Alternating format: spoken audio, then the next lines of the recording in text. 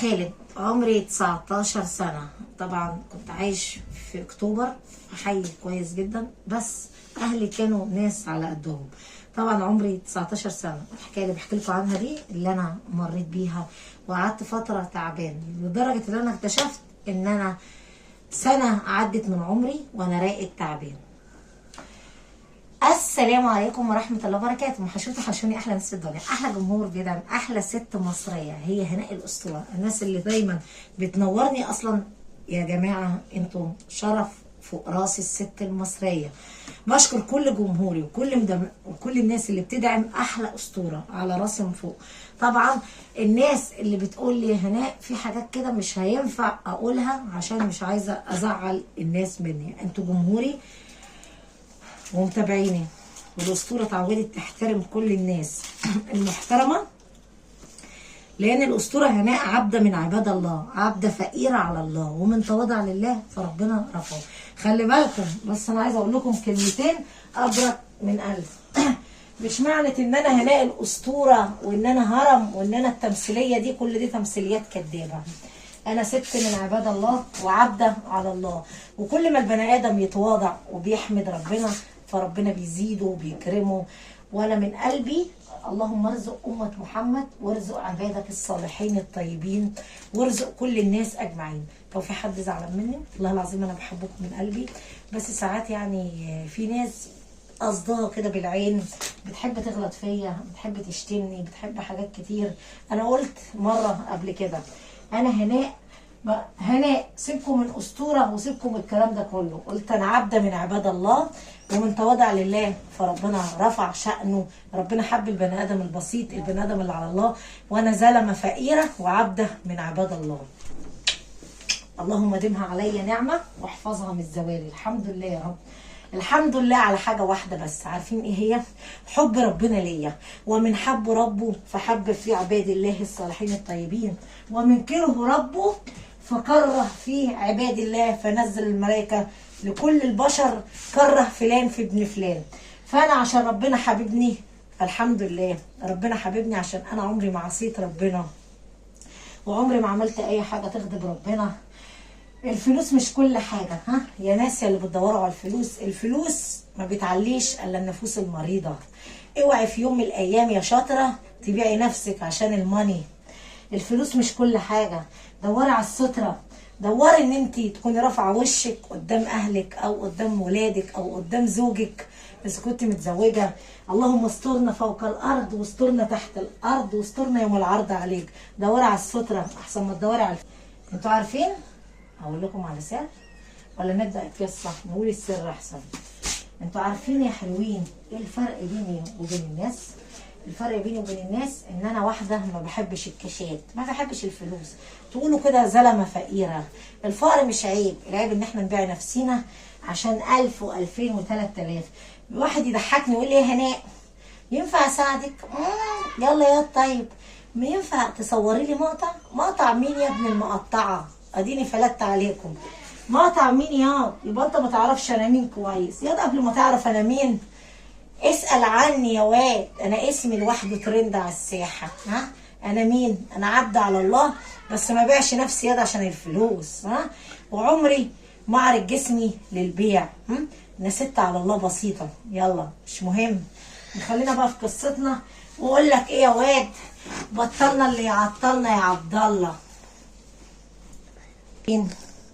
يلا بقى نحكي قصه الواد خالد. الواد خالد عمره كان 19 سنه، لدرجه ان عدى سنه من عمره هو نايم. سنه عادي، اسال مجرب، ما انا ممكن انام سنه، ورحمه ابويا ساعات بنام سنه. يعني ممكن تلاقيني نايمه يومين ثلاثه لو انا بس بقوم ادور ان انا عندي لقمه عيش، والله العظيم انام. انا عندي ادمان في النوم. خلينا في القصه بتاعتنا.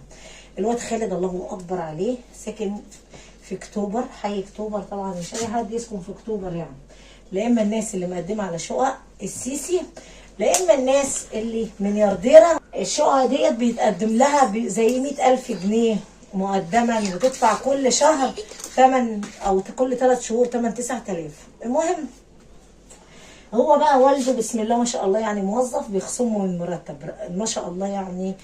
السيسي وفر شقق لجميع الناس كلها، اللي هي ايه، الناس اللي يعني حدود الدخل، والناس اللي عادي بتقبض، والناس المطلقين، والناس الارامل. بجد تحيا مصر. تعالوا بقى احكي لكم، بس ما عدا انا. مش معنى انت يا هناء اقول لكم خلينا في قصه خالد، بعدين نحكي قصه انا ليه اترفضت. بصي يا حلوين، الواد خالد قال لك ايه، انا عايز اشتغل، انا عايز اشتغل يا بابا. بابا قال له بلاش يا ابني يا حبيبي، انا ما حيلتيش يا ابني في الدنيا دي غيرك. المهم قال له انا ما حيلتيش يا ابني يا حبيبي في الدنيا دي غيرك، ما ينفعش اشغلك. قال له ايه، خليكم بقى معايا كده. قال له حاجه غريبه، قال له يا بابا انا عايز اكمل علامي، وفي نفس الوقت يا بابا انا عايز اشيل من على كتافك، انت بتدفع قسط يا بابا الشقه، وانت بتوفر لنا ناكل ونشرب، كتر الف خيرك يا بابا، الواحد يشيل جزمتك فوق راسي. بجد تحيا الشاب المحترم ابن الناس المتربي. المهم الواد بس رجل ابوه، وطى على الارض يبوس رجل ابوه على الجزمه، وقال له يابا انت تاج راسي، ومن حقي يابا ان انا اساعدك، ومن حقي ان انا حلم حياتي يا بابا اخش الجامعه وابقى انسان كده، ونفسي اكون مهندس يا بابا، انا بحلم بحاجات، وانشلكم الفقر يا بابا، ونعيش عيشه كويسه. انت كويس ان انت وفرت لنا شقه في حي اكتوبر، مش اي حد يقعد يا بابا في اكتوبر الا الناس المرتاحه ماديا. الواد راح قال ايه، اللهم لك الف حمد وشكر يا رب انك سترتنا وقفت جنبنا، والله شاب ممتاز وكان بيصلي على فكره. المهم قعد يدور على شغل، ليه شغل كاشير في مطعم، كاشير يعني كاشير في مطعم كبير كده، قاعد على المكنه للبيع وللشراء. وليه الشغلانه اتبسط وقال ايه الحمد لله يا رب اللي انا لقيت الشغلانه ديت. المهم المدير حبه، صاحب المكان كمان حبه، وحس الولد ان هو مش عارف في حاجه غريبه النهارده في الاضاءه ديت، مش عارفه ايه هي. المهم المدير قال حاجه واحده، قال لي صاحب المكان الصراحه الولد ده مكافح جدا جدا ومحترم جدا، وماسك الفلوس امانه ربنا وامين جدا. المهم عدى كام شهر كده، والواد زي ما هو في الشغلانه بيركب، يعني المكان بعيد عن المكان اللي لازم يروحه، لازم يركب مواصلتين، ومنه زي مكان كده فيه غيطان، لازم نركب نروح المكان ده. المهم الولد في واحد غاب زميله وقال له معلش يا خالد، الشخص اللي بيجي الساعة 2 بالليل، طبعا كان بيروح بعد الدراسة من 4 ل 12 بالليل، من 4 ل 12 بالليل وردية خالد. قال له الشاب اللي بيجي يستلم مش موجود، معلش ممكن تشتغل من الساعة 12 لحد الساعة 3 صباحا بتوقيت مصر. الولد قال له انا موافق، اهو يطلع لي حاجة زيادة وانا حمد ربنا يا استاذ محمد. الولد اتبسط وحمد ربنا. المهم عدى يوم واتنين، الراجل ما جاش، اللي هو مين، زميله. مفيش الا اليوم المشؤوم اللي ما كانش على البال ولا على الخاطر. ايه هناء الولد ماشي بعد ما رجع الساعة 3 صباحا بتوقيت مصر.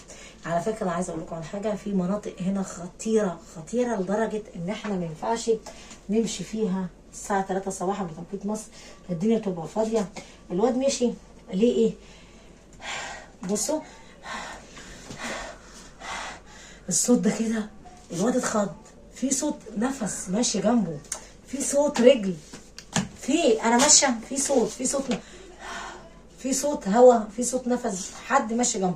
الواد اتلفت كده يبص شمال يبص يمين يبص، ملقاش الا الغيط وشجر وايه والنخل اللي هو بتاع البلح.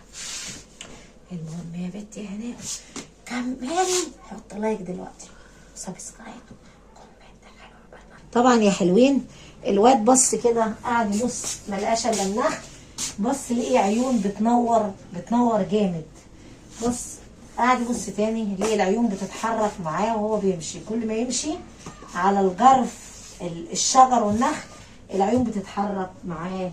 طبعا الواد خاف وطلع يجري ليه حد بيجري قصاده الجنب التاني، بس مش باين من الزرع.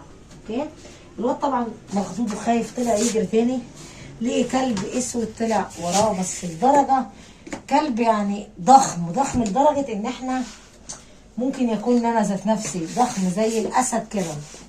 المهم الولد طلع يجري، حمد ربنا انه قدر يوصل للبيت، خدها جري، فضل يجري 2 كيلو 3 كيلو، لدرجه امه تقول له مالك يا ابني يا حبيبي؟ قال لها يا امي ما تشغليش بالك. كلمه ما تشغليش بالك مش عايز امه تقلق عليه يا حبيبي. وبعدين هناك، وبعدين طلع الشقه بسرعه، طلع يجري، وهو عشان قلنا بيصلي قال اعوذ بالله من الشيطان الرجيم، اعوذ بالله من الشيطان الرجيم. ليه حد واقف تحت بيقول له ايه؟ بيندى عليه بيقول له يا خالد، يا خالد، يا خالد. الواد بص قال لك ابص اشوف مين اللي بيندى يا خالد.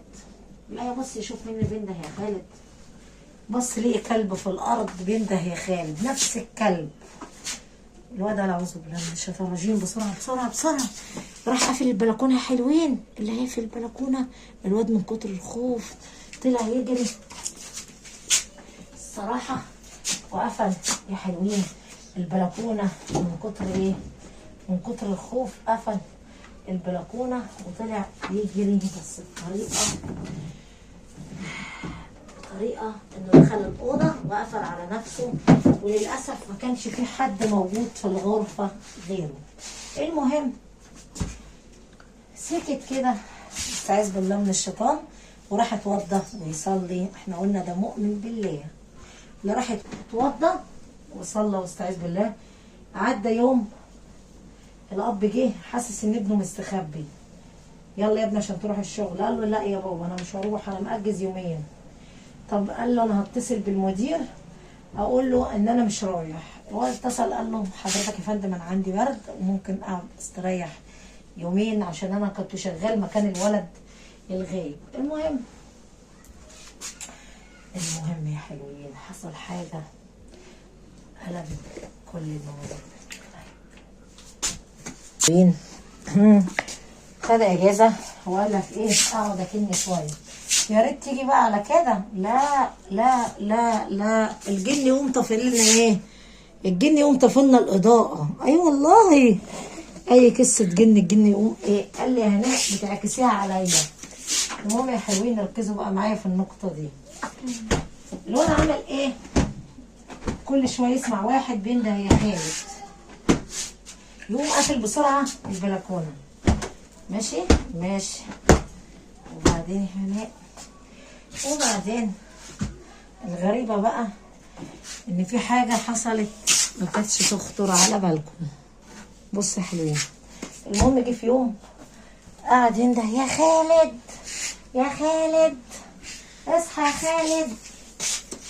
بخرب بيته، بص من البلكونه ليه الجن، ليه الكلب هو اللي بينده. قال لك ده باين عليه اتجنن وهيطلع ايه يا حلوين؟ هيطلع الجنان كله في امي انا، والله العظيم ما انا راضت. طبعا بص منين؟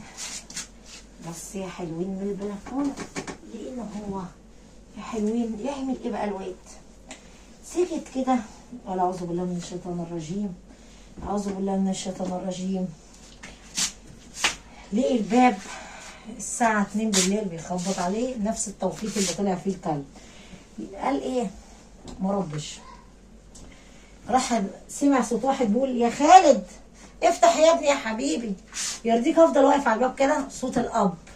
الواد بص من الشراع من العين السحريه، لقى ان الشخص اللي بينده ده ابوه بيخبط على الباب. فتح الباب بكل غباء. لما فتح الباب راح مجرد ما فتح الباب ورجع ولف وشه، يا بابا اللي نزلك ايه يا بابا في الوقت ده يا حبيبي؟ بص وراه لقي الكلب اللي دخل جوه الشقه. يا حلوين الواد اتصدم وراح نازل على الارض واقع. مجرد ما وقع كان الكلب خلاص لبسه. طبعا مجرد ما اترمى في الارض، الاب طلع يجري، طالع من الغرفه يا حلوين، طلع يجري يجري ابنه مالي في الارض. قال له في ايه يا خالد؟ خالد اصحى، مالك يا ابني؟ ايه اللي رماك على الارض؟ كان الكلب يا حلوين اختفى من المكان بسرعه. ودي طبعا الواد ابوه فوقه وقعد يدلق عليه شويه برفن عشان يفوق الولد مش قادر يفوق، تعبان من الصدمه. مالك يا خالد؟ بعد ما فوق قال له يا بابا الامر حصل كذا كذا. قال له انت اكيد بتهزر صح؟ قال له اقسم بالله العظيم يا بابا انا ما بهزر معاك. اهزر ليه؟ والله العظيم هي دي الحقيقه، وانا قعدت من الشغل عشان امر حصل معايا 1 2. قال له ليه كده يا ابني؟ انا كنت خايف عليك وقلت لك ما تشتغلش يا حبيبي. قال له كان لازم اساعدك يا بابا، نعمل ايه؟ انت ابويا وتاج راسي. المهم اتكرر نفس القصه، وليه واحد بينده يا خالد. راح الاب عمل ايه؟ بص من الشباك ليه الكلب واقف تحت. ظهر للاب اهو خالد. راح الاب يعمل ايه حلوين؟ بص لقيه ان ده الكلب. الراجل اتصدم، خايف يطلع علينا. راح جايب واحد شيخ يقرأ قرآن ويحصن الواد، واعوذ بالله من الكلمات التامة من شر ما خلق. وللأسف الولد فضل فترة تعبان وحزين. الولد حزين عشان يا حلوين ما كملش وراح شغله. انا كهناء يعني بعشق الشغل موت، او رحمة النبي الغالي انا بعشق الشغل. بصوا لما كنت بشتغل وانا عمري 9 سنوات ما اقدرش انام في البيت، لازم اخرج 7 صباحا واجي 9 بالليل. ليه هناء ده كله؟ انا بحب اشتغل ورديتين، هو انا كده ما اقدرش اجي البيت خالص. خلينا في القصه بتاعتنا. المهم الواد خالد كل شويه يلاقي حد بينده يا خالد من البلكونه. الشيخ جه عالجه. الواد ده بينام اكتر حاجه، طبعا الجن بينيم. الجن من طبيعته لما بيتملك من الجسم بينيمك. المهم جه الشيخ قال له ايه؟ ده جن طلع له مارد، طلع له ومش عايز يسيب خالد ابنك. وللاسف ابنك كده حياته هتبقى كلها في النازل. انا هحفظك شويه حاجات يا خالد، وتقرا قل اعوذ برب الفلق وقل اعوذ واعوذ بالله من الشيطان واعوذ بالله من الكلمات التامه وسوره البقره. لازم يا ابني يا حبيبي تستمر عليها. الولد عشان مؤمن وموحد بالله وكان بيصلي فربنا نجاه بفضل الله. ربنا ما بيحب عبد طول ما انت بتذكر اسم الله ربنا هينجيك. ودي كانت قصه خالد تعبان ومش قادر ينسى، وطبعا حاول يغير الشغلانه من المكان ده لحسن يطلع له في نفس المكان. كان مصدق ليه شغلانه، حاول يشتغل شغلانه في مكان مدن، مكان غير المكان المقطوع والمكان الغيطان والحاجات دي. ودي كانت قصه خالد. ابوه قال له يا ابني انا بحبك ماليش غيرك يا ابني، دي انت وحيدنا ما خلفناش غيرك. طبعا الولد قال له خلاص يا ماما انا اقدر اشوف لي شغلانه في حته تانيه. وبعدين مر ايام لفي ايام. هي دي كانت قصتنا حلوين. نظريه منكم. انا عايزه اقول لكم على سر حصل معايا بجد بقى. هو يا ست هناء الاسطوره انت بقى يا بنت يا اساطير. ايه هو؟ نقول دلوقتي. بص يا عيال، دي كانت قصه الولد خلوده. لو عجبكم القصه حطوا لايك، سبسكرايب، كومنت حلو. وعايزه اقول حاجه للناس اللي شاغله بالها بالاسطوره هنا. ايه هي بقى يا اساطيل الاساطيل؟ ايه هي بقى يا هناء؟ سمعينا واشجينا. ايه هي؟ نقول بقى. بصوا يا حلوين، بلاش تقلدونا عشان اللي بيليق علينا ما يليقش عليكم. بلاش تقلدونا عشان اللي بيليق على هناء الاسطوره ما يليقش عليكم. موهبه من الله، والحمد لله ان ربنا حبني وراضي عني. انا ما عصيتش ربنا، انا صاد ابيض يا ورد كده ابيض. لا عصيت ربنا ولا عمري كلت جنيه حرام من حد، ومش عايزه حاجه من الدنيا. انا كنت طمعانه في حاجه واحده بس، هي دي الحياه اللي انا عايزه اقولها لكم. ورحمه ابويا في تربته انا طمعانه في الستر، شغلانه حلال اعيش منها انا وولادي. عرفتوا الحقيقه كده؟ نسيت اقول لكم ليه السيسي؟ ليه السيسي وليه الناس رفضوني؟ الشقق اللي اتقدم فيها العروض رفضني عشان انا واخده قرض، وحات المصحف دي الحقيقه. هو بيدي لكل الناس، كل الناس بتاخد شقق، بس قلت اقول لكم الحكايه دي باخر. والله العظيم والله العظيم والله العظيم ورحمه ابويا في تربته، يا رب حصل ابويا لو انا بكذب. السنتين اللي فاتوا كانت حياتي كلها جنط مجنطه، مفيش جنيه، فاخدت قرض من البنك عشان انا عامله معروفه في البنك.